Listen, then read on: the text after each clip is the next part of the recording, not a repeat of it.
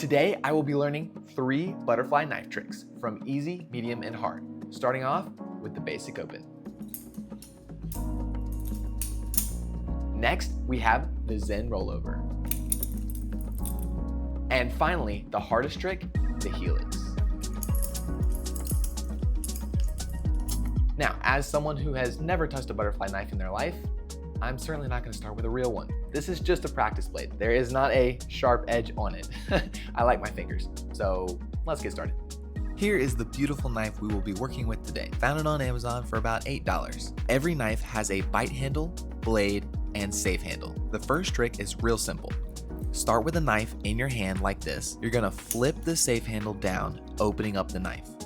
Flip the knife 180 degrees, flip the safe handle back up. That's the whole trick. I started off a little too fast, rotating the knife before it was fully opening. I did much better doing each individual step slowly until I was able to speed it up.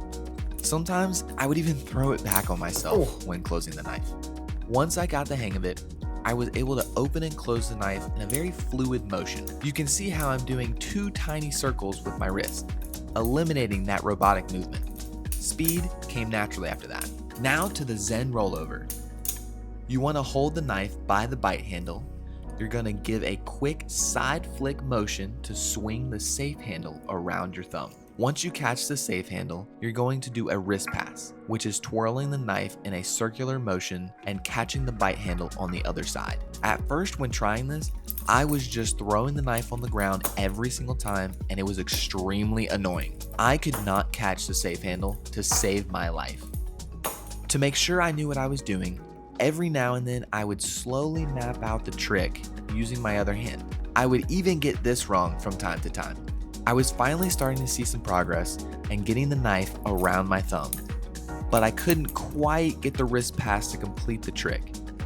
I saw some signs of almost completing it, but not quite. To get the wrist pass, I did it a little slower so I could visualize what motion I needed to flip the handle around to catch it.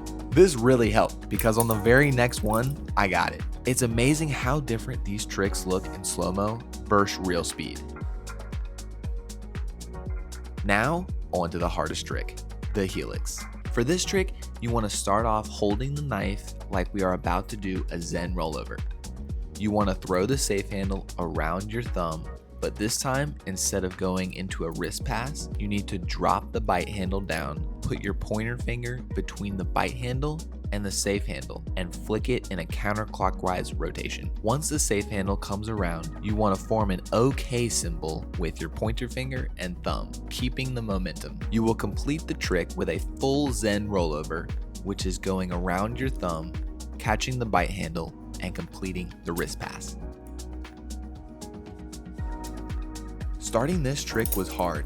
My brain kept telling me to complete the Zen rollover trick, but that wasn't what I needed to do. I really had to train myself to go into the pointer finger wraparound. There would be shadows of moments where I could almost get the entire sequence. Other times, I couldn't even start the trick. I found it challenging to keep the knife on my pointer finger for the wraparound.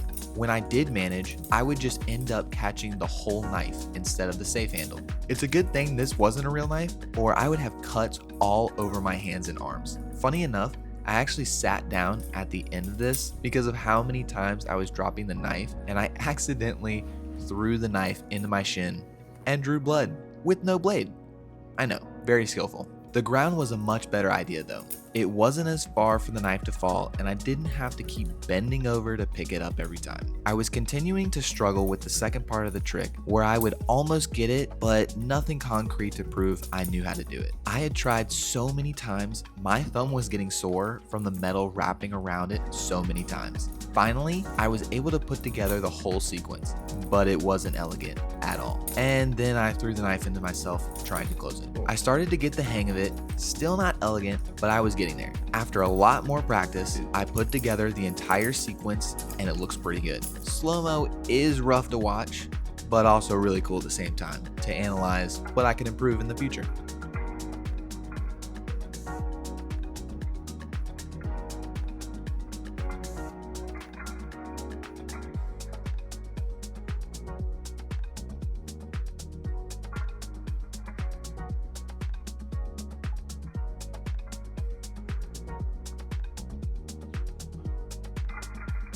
There you go. 3 new butterfly knife tricks. Very fun to learn. This thing, it's addicting. Just doing the motions, and afterwards it looks so awesome. But anyways, hope you guys enjoyed the video. If you would subscribe, that would be fantastic. We're trying to grow this channel as big as possible. I do have my Instagram and Gmail linked down below if you want to send me any videos that you want me to try out. All right, I'll see you in the next one.